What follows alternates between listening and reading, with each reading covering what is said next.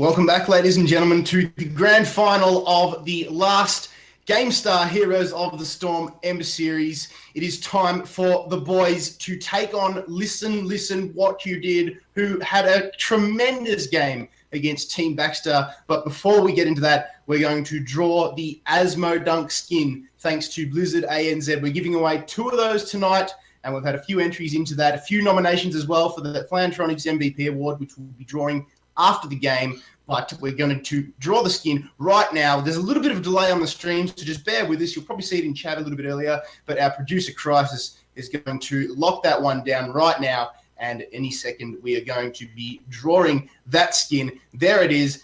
Baxter has won himself a Asmo Dunk skin, and we're going to get another lucky Twitch viewer to walk away with the other one. Congratulations, Baxter. And the drum roll, please, for the next one. Crisis, EJ. Can we give it to EJ? No. Our producer says no. Bad luck, EJ. Zinky Winky, unlucky, mate, not following the stream. So unfortunately, that's cost you a skin. One click has just cost you a skin. Unfortunate. That means it goes back into the draw again. Crisis is going to push the magic button. Hacky, bro. There you go, buddy. Congratulations. You are following the stream. Baxter, Hacky, bro. Contact me after the stream and we'll get you your Asmo Dunk skin thanks to Blizzard ANZ. And pimp them out if you feel the need to. But, boys, this is it. The $50 on the line. The boys versus Listen What You Did. Draft underway. I'm excited. That's the one. So congratulations to the winners, Asmo Dunk skins. You can't go wrong with that one there. And I tell you what, I won it last time, and we can't give it to Gamestah people. So unlucky to yourself, EJ, there. But that's what happens if you don't follow the stream, mate. You miss out, and you think, oh, I could have won, but all you had to do was hit the like button. You missed out. You'd be telling your kids about it for the rest of your life. So I mean, make sure if you ever tune in, give us a follow or something like that, because then we'll keep coming back. We like seeing you all here, so make sure you get involved. But congratulations, when those skins, Asmo Dunk legendaries, you're legendary yourself. So absolutely going to get into this grand final, though. Then afterwards, we're going to reveal the MVP winner for the headset. Yeah, who's the most lucky player? We know we've given enough to you, the viewers, but who's the best player? Or who's the luckiest player, really? It's not a case of who's the best. Well, it is to a degree, but I mean, it's who's the luckiest when it comes to rolling those dice. Battlefield of Eternity, Garden Terror instantly taken away. What are we expecting here? I'm thinking Infernal Shrines. Well, we're going to have to wait and see because it's so early on. They might even just go for something troll. But, I mean, for the grand final, they're probably going to go something safe. Yeah. They want that $50. Of course, such a large prize pool there for the ANZ region. And, of course, they just want to get the MVPs. They want to chuck their names in there and that sort of carry on. So Infernal Shrine straight away taken away. Blackheart's Bay 2. Towers of Doom. No surprises there. We're left with 4. And that could just come down to a macro level. We still got Cursed Hollow in the rotation. Expecting to see Tomb of the Spider Queen removed as the next option. And that wouldn't be too bad. Then we have 3, which they're quite comfortable on. The boys very experienced on Sky Temple as well. Yeah. And that would come down to a lot of team fight coordination. If it does have Tomb of the Spider Queen removed, that's what I'd be putting my money on. Yeah, definitely. So, I mean, wait on that there. They're actually down to Sky Temple and Tomb of the Spider Queen there. So we haven't seen Tomb of the Spider Queen in a while. I don't believe we're going to see it. Sky Temple would be very, very nice today. But, of course, I'm not opposed to Tomb. It's actually one of the maps I liked most back when it was a bit more popular. And look at that. Wow. So, yeah, first time in a while seeing this map. And this is an interesting one to close things out here for the end of the series. We're going to finish it on a high note. We're going to finish it on Tomb of the Spider Queen, one of the least played maps in a long, long time. But it's going to have an honorable mention for this last spot. Yep, so first pick and first ban for the side of the boys here. So, you know what? They're deciding off the bat they're not keen on Zul. I believe Zul is so strong on this map with his absolutely potential, And don't expect to see them not pick up Fausted either. And you'd be quite upset right now if your team listening, thinking, I wish we were first pick, because you can almost expect that the boys are going to go for this Fausted, and that might be why there's a bit of deliberation over this first ban. Yeah, definitely. I think Fausted could be a very strong ban here, and of course Ninja well known for his Fausted play as well, so it would be a very, very good takeaway here. The chat in ANZ region as well, as we can see, is going off, and as well as the good old the chat and the old Twitch. So thank you to all the new viewers. Of course, they're getting on that bandwagon. We absolutely appreciate that. So thank you massively And another ban coming up for Listen What You Did. So they're actually going against the Baxter. They might actually try and get it themselves, and they ban out the Cow Fast. No, this is interesting because it almost means that Fausted's that much better because Cow Fast has been taken away. But the boys feeling very confident. They say, no, we're going to go for the ETC. We're not phased about this. And instantly you can see listeners saying, well, if you're not going to take Fausted, we want it. Yeah. I'd expect to see that was the reason why they held off on that decision for so long as to what they're going to ban. But it's now a case of what do they pair with it? Sylvanas, Zagara, or even the first choice of Bruiser. I mean, there's a lot of things you could do here. Even pick up Cheeky Sylvanas is quite good with Intuitive Spider Queen with that damage as well. But, have to wait and see how they plan this one out. Certainly think about it with 43 seconds left in their time pool remaining. And, your guess is as good as mine on this one, Skimmy. I'm expecting to see Fausted locked in. I think they're just deliberating as to what they're going to then follow it up with. They were burning a bit of time, but it's not too bad. The dude then instantly locking at Li Ming. So, interesting choices, so on. I do like Li Ming in this map, though. It's quite similar to, not very similar, I should say, to Infernal Shrines, where there's a lot of bodies around. But wow, look at this. First time tonight, Skimmy, we do see the good old Zagara being played. I'm liking this. And you can almost argue that a lot of these picks from Listen, although they are strong on that roster as well, trying to take it away from the boys so they're not on their comfort champs. And yeah, like you said, Zagara, definitely one of the go-to picks on this map back in the day. Ever since the changes, I'm even more curious to see how it's going to come. Yeah, definitely. And just looking at Zagara, actually, I don't actually believe, we may see a Nidus, but I actually think we might see a more. I'd expect the same too. Yes, because we're actually seeing quite a lineup in which a Wombo combo could be quite present here. You've got the Moore, you've got the Mosh, you've also got the Kerrigan combo, so many things. This is something that they do a lot in Korea, where they'll Moore somebody and then they'll instantly go in for the Mosh bit to follow it up. And if you can get some big Moors, well, happy times. Yeah. So they actually ban out the old Sylvanas here, of course, with the siege potential that she brings with the spiders. It's really no explanation needed as to why they did that. Listen, they're going for the next two picks here. And, they really need to fill it out. They need their support. They also need a good old tanker. But, Uther hasn't been banned out here. But I think if they picked it up, they'd be a bit choked into picking it, to be honest with you. So, might have to let it slip through. It just really depends what sort of tank and what sort of frontline they're going for here. Yeah, I mean, with 30 seconds left on the clock, they've got to think fast. Right now, they're up against a very aggressive comp, so they're thinking, how do we get around this? Okay, we have the Wave of Force potentially, we have a Gust. Are we happy with this? We need some mobility. We don't want to be caught in this, okay? Murden, probably our next best option. It's actually pretty nice, though. When Joanna's been taken away, and the reason behind that is really one, they don't want somebody that's, got that iron skin to prevent it, but also someone that can actually not clear the waves as quickly as they would like. So Murden, a solid tank pick. It's where they go from here, Stubb, and it really differentiates it. Is it a support or is it a bruiser? I feel like, it's pretty obvious if they let Uther through, then it's going to be picked up. I'm feeling that at the moment. So it really depends if they value it that much.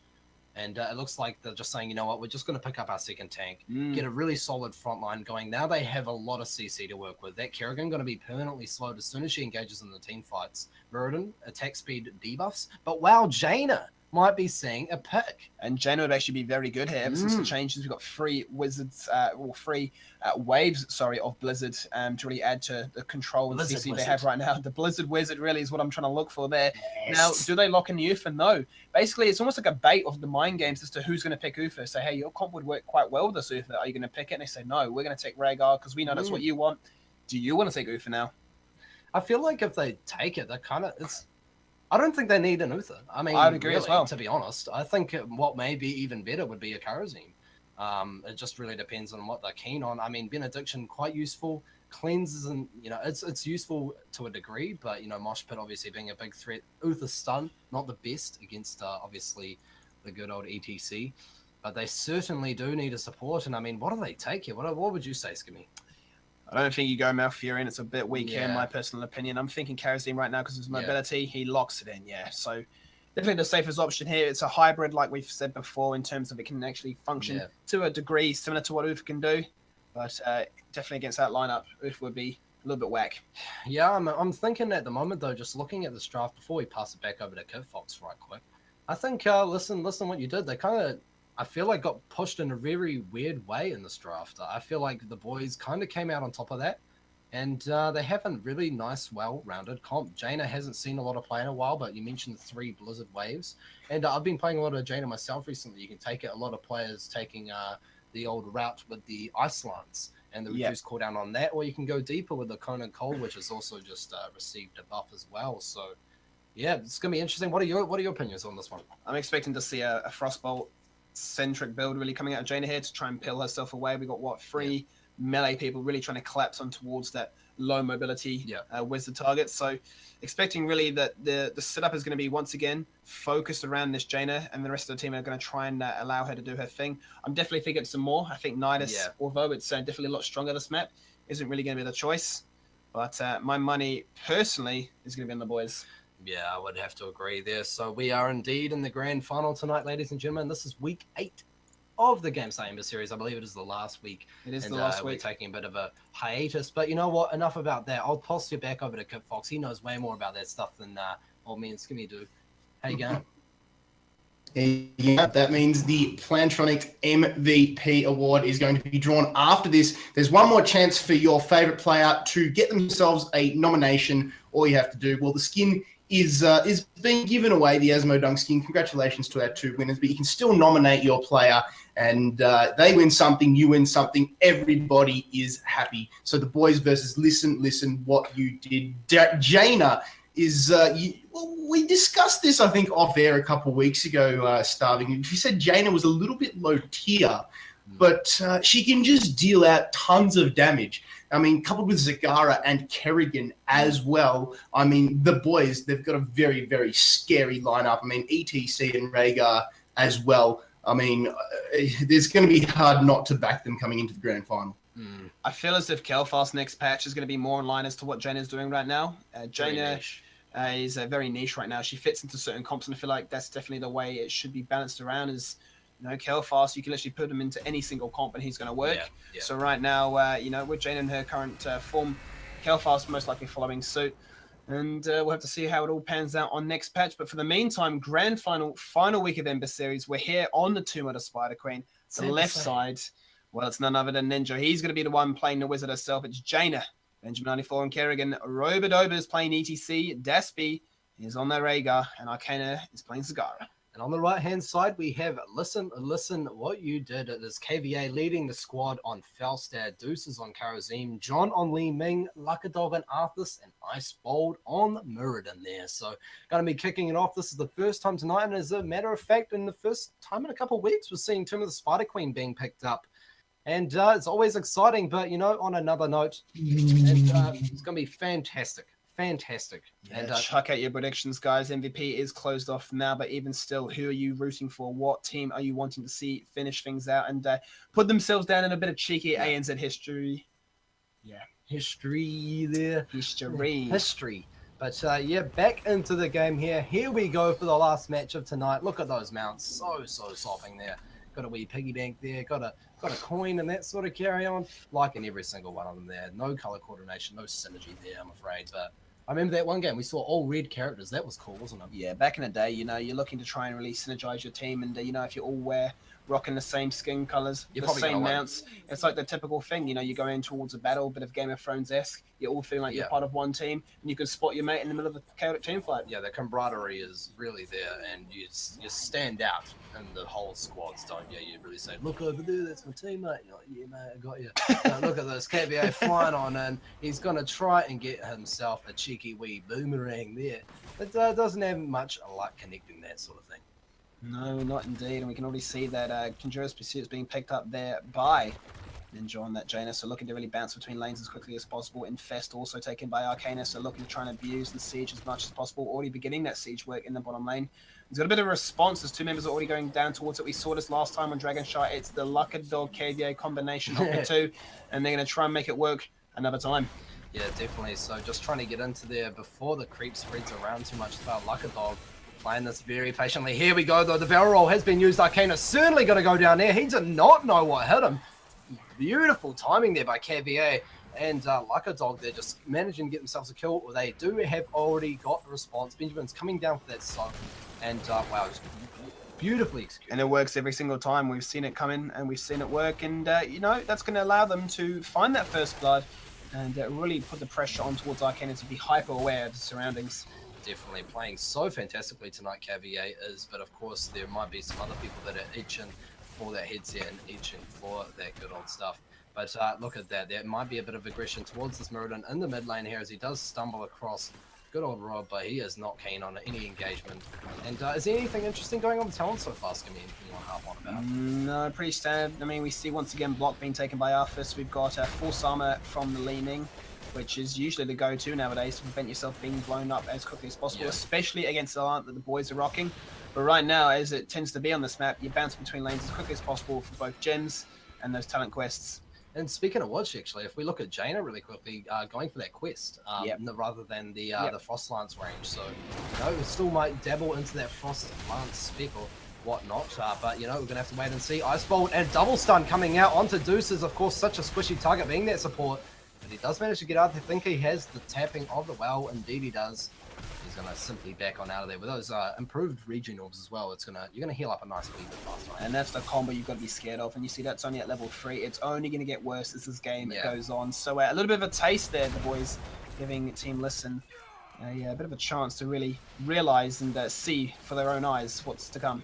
Yeah, definitely. I'm really intrigued to see how this late game goes as well, and what sort of path Ninja chooses to take with Jaina with the ultimate there. It's going to be very interesting. But look at that. She does get the piercing hit on the good old Ice Bolt there. And definitely calling that one out from the start there. It's going to be onto it.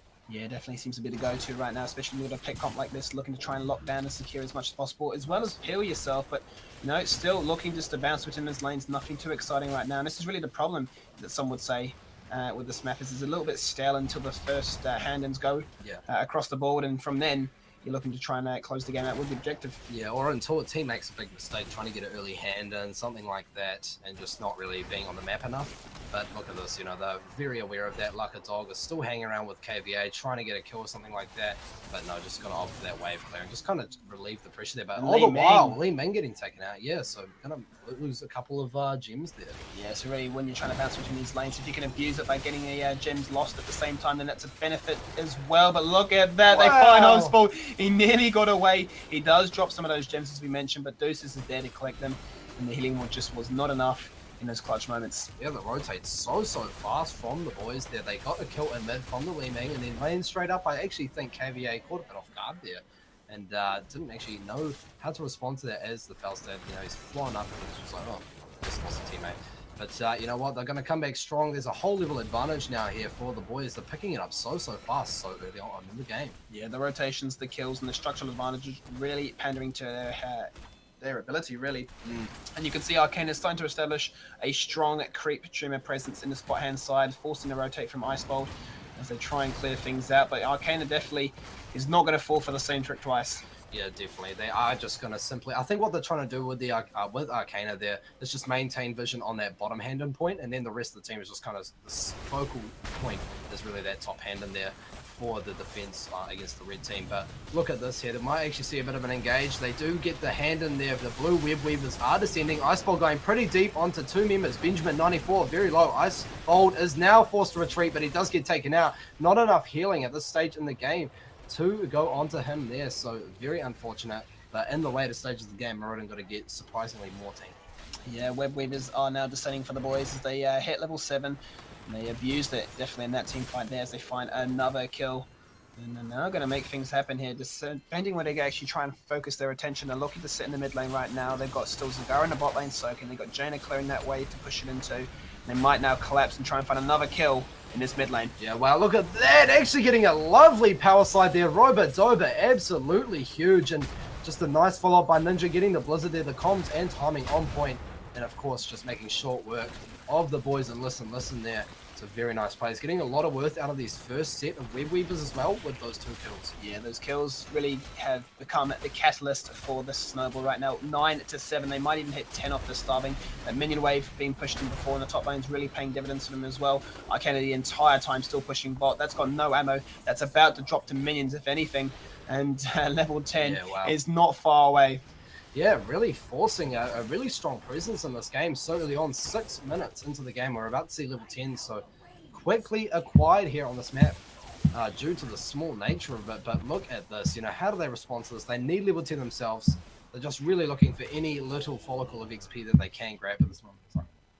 Yeah, and here we go now. They're looking to try and make things happen. They've got John in the top lane trying to clear things out, play it as safe as possible, not to get picked anymore. But there goes the mosh pit looking for things to happen. Luckadog was caught there. He's going to try and run away. Doesn't have anything at his disposal. The stun does not connect from Kerrigan. Is it going to be enough, though? Does he have the heals? There goes the power slide. They're still looking for more. Big ultimate popped here by Benjamin. He's looking for more, but the big Arcane Orb comes across to deters anything further. It's a 1-for-none trade. They just didn't have the means to fight this. Give me no ultimates available for the side of Listen, as they just saw moshes and all these ultimates go off, and they just pretty much had to say, you know what, we can't really do anything about that. Jaina, interestingly enough, not picking up ultimate yet, can go both ways about it. Water Elemental actually very, very useful at the moment, I've found. But does actually opt to go for the Ring of Frost. Going to pair so nicely with the Mosh Pit, with the Maw that we did predict as well. It's very, very nice plays. Yeah, expect to see these wombo combos get even more dirty. It's going to be disgusting when it all comes across. We've seen it before. If it's a stun from Gul'dan, well, he's available, but he's not in this map. If it's a stun from Kerrigan, a stun from ETC, well, Jaina herself doesn't even need to pop the Ring of Frost if she needs to. She can definitely just kill somebody with a Blizzard. Blizzard kind of cold combo, yeah. Going to be so, so large there. But you know what? That's not going to let them stop them. They are just searching for the level 10. Felstead desperately trying to get a bit of soak here, looking for an opportunity, but they're still behind, you know? So this is the sort of situation you get yourself pushed in when you get snowballed upon like this. So they are going to be forced to deal with these Web Weavers. And the all-growing threat of the rotates, you know, at like pre-level 10, it's just so scary for Listen, at the moment. They really have to turn this around post-10. Yeah, they really do. And right now, it's pretty scary. It's still no level 10. They're still pushing. They're making things happen with the second set of Web Weavers. You've got KV in the bot lane, desperately soaking as much as they can. But, you know, the boys have no time to hang around. They're making sure that their presence is known. They're going to break down these keep defenses. They're going to make their way towards the keep itself, because that Spider is still quite tanky. Yeah, very healthy, above 50% HP there, easy. So going to be able to push that. One well goes down. If they get this keep, that is so much worth it. Such an early stage in the game. Still no level 10 for the boys in the side of Listen. And look at that, actually getting another pick. 1 pick, 2 pick for Karazim and Muradin there.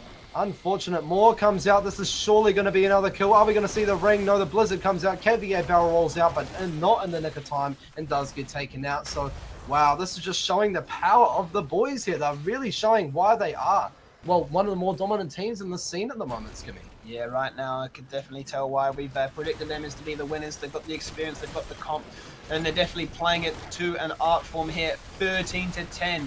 Another talent tier acquired just as Team Listen pick up their ultimates. Yeah, but if there's any time to fight, I guess it's probably now. You know, they need to go for this as ultimates are on cooldown. Here we see Juice's Ancestral Spirit being used as well. Pretty early onto Benjamin. 7-sided strike onto Benjamin. They do get a kill. Earthbind Totem coming out as well. Here we see KVA trying to be a bit more aggressive. Howling Blast being used on Desperts, going into Wolfhorn, trying to get movement speed. KVA trying to catch up desperately. This is their chance to come back into this game. 3-level disadvantage. Dodging that Baneling very nicely, but to no avail. They do not get that kill, unfortunately. And wow.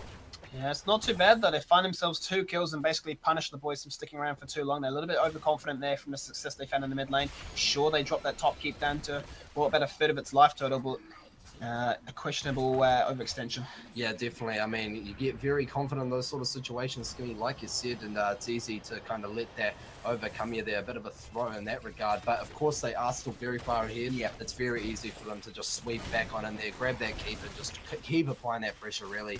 And of course the boys are very good at this game. They are completely aware of their shortcoming there, I'm sure, and the red Web Weavers for the first time in this game are descending. We'll have to see how much value they get out of this one, because the Gustos now come across starving. They're looking to try and pick off either Desperts or the Kerrigan himself. There's Benjamin, only 4 currently locked away. Oh, Luckadog did go there for Howling Blast. Still trying to make things happen. There goes the Ring of Frost. Instantly, 2 members gone. The turnaround just happened just like that. Deuces tries to get across. 7-sided strike is not going to be enough. They have no healing now. They've got 3 members looking to try and run away. Oh, there goes the Maw, and it's 53 gems on that Li Ming. If these drop, that's a huge power swing. And that's the boys looking to really capitalize on the mistakes of Listen. Yeah, definitely. A bit of a misplay there. You actually saw Caviar playing very non-reactively to that sort of engagement. The Gust came out and the decisions just weren't there. There was no follow-through from the side of Listen. And, you know, it does happen sometimes. You know, you go through these games so well throughout the whole day, and you come to the grand final, it just, you know, it can be a lot, isn't it? I mean, you can speak from experience, I'm sure.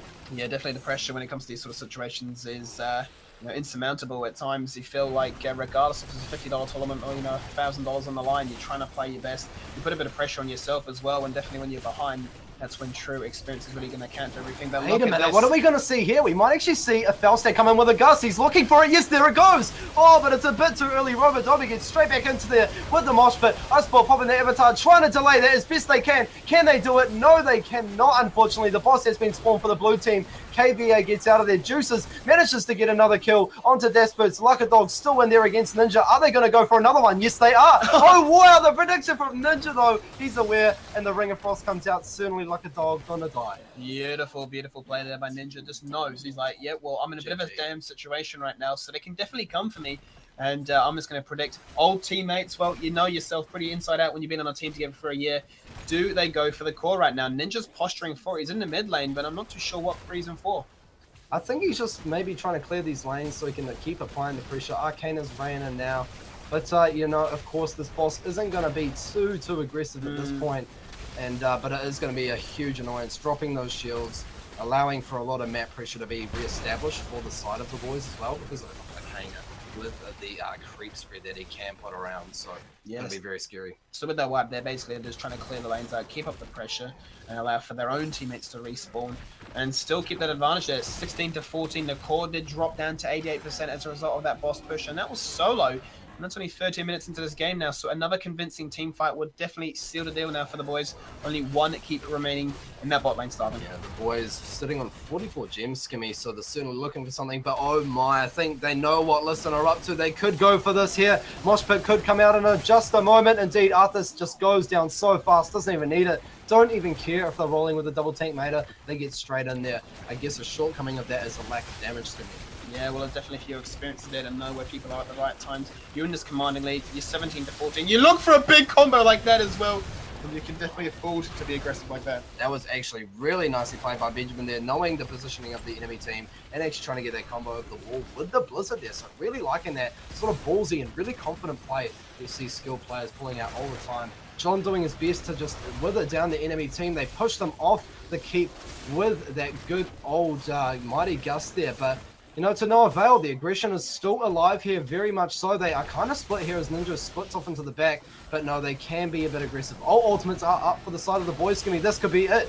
Yeah, they might be looking to go for the core right now. It's going to drop like this. There goes the more straight on towards Arthas himself. He's locked out. There's a stun. It's not going to connect though. Big Ancestral and Ring of Frost is coming out too. He locks up too. John looks like the next target. He is taken out. The first wizard gone. They're still looking for more. Benjamin 94 is going to drop down. The core is down to 40%. Still looking to make more things happen. Ninja is forced to retreat away. How many members do they still have left? They still have 4 people up. Ninja's going to get 1v1. The core is down to 15% now. Can they do it? The core is down to 10%. Oh my... Make that 9. That's just Daspy on his own. He's still making those things. He brings it down to 0%. And that is the core rush. That is the plays, and that is the boys as your champions for week 8. Yeah, absolutely. So the boys, congratulations to them taking it away in a considerable fashion there. Absolutely, very well played, getting the advantage on listen there. But you know what? We'll have a quick look. This is going to be the last MVP of the night, I believe. Well, when we add the old lads into the draw, but you know what? Fantastic game. Yeah, fantastic game indeed. Just need double checking from our side. I believe we're not actually doing an MVP for this one. I believe that it's already been closed off. It definitely is. No, word has done from the producer that we are, so I don't know what thoughts are running through my head. I must be high as a kite right now. But there we go. The boys secure the win. Any shining moments for yourself? Well, I mean, looking at the damage there, I'm really liking, obviously, stands out that Ninja did quite a lot of work. Also, Jaina being such a ballsy pick right off the bat. I'm really going to have to say I do like that. I felt like, ETC landed some really nice mosh pits, and that was, of course, Robert Dober. But yeah, apart from that, I don't think anything else for me really sticked out. There's a couple nice plays from Benjamin there with the stun combos, but I think the MVP really will kind of go towards Ninja and Robert Dober for me personally. Yeah, I had to agree. I mean, Kerrigan also, I'm going to chuck into the mix as well. I feel like Kerrigan did a lot of work, but I feel like once again, Rob really flexing his might on that tank pick. He's been playing it for so long, so much experience to his name, and he really led the team and enabled him to really do what they did best. So that's going to be my fault. That's your fault. What's Kit Fox thinking? Well, there's a lot of love in the Twitch chat, boys, for Robodoba on ETC. He called it starving. They reckon that the mosh pits were pretty spot on for a grand final performance, And there's multiple love coming out for the Rubber Dubber Man. But Jaina as well on Ninja. You talked about the niche pick. You talked about something that Pale Thas will possibly become. But will we see someone play it better than Ninja played Jaina tonight?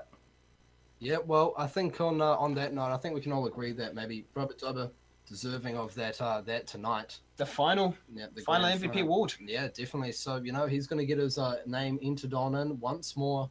We're going to update that. Crisis already going to be getting on that. And then we're going to roll for this good old headset, HD headset provided by Plantronics. That's the one. So we'll pass you back to Kev Fox just for the meantime. Congratulations once more, Rob. The final entry for the Plantronics MVP award system as Kev Fox leads us out for the final thoughts. Yeah. Thank you, boys. So what we are going to do now, ladies and gentlemen, is we're going to draw the Plantronics MVP award, which is a Rig 500 HD headset, an awesome headset, if I do say so.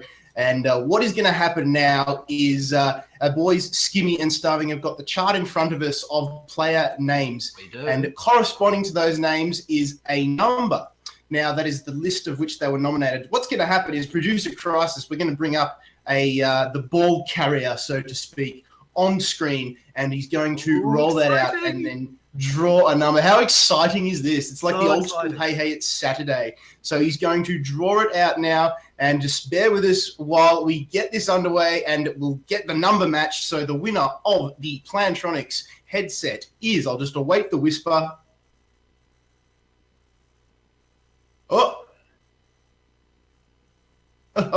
Oh my goodness, he's going to do the draw now. Yeah, getting ready. Brilliant.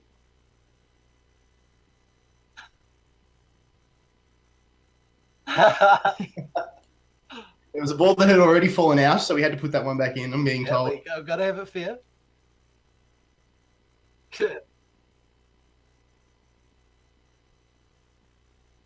Choosing one now.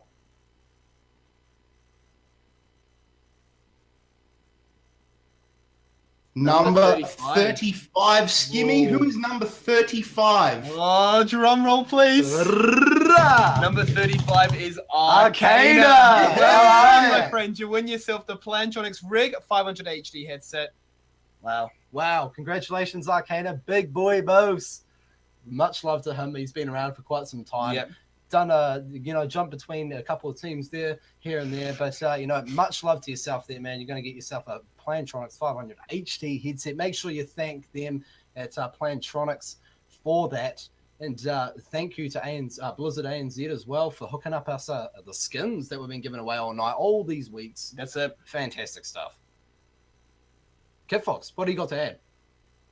Just a big thank you to everybody who has joined us for this EMBER series. It was, 9 weeks, but 8 officially after a little speed bump there. But big shout-outs to those aforementioned, Blizzard ANZ. Big shout-outs to Battlefy, to everybody who pimped us out during this series, to everyone who retweeted us. Thank you so much for making this such a huge, huge success. And I think I can speak on behalf of Skimmy, Starving, and Crisis that we love you all and thank you so much for your support. We're going to be taking a 2-week break, and in that time, we are going to be announcing another Heroes of the Storm tournament. So get over to www.gamestar.com for all the news regarding that, and follow us on Twitter, on Facebook, all the social medias.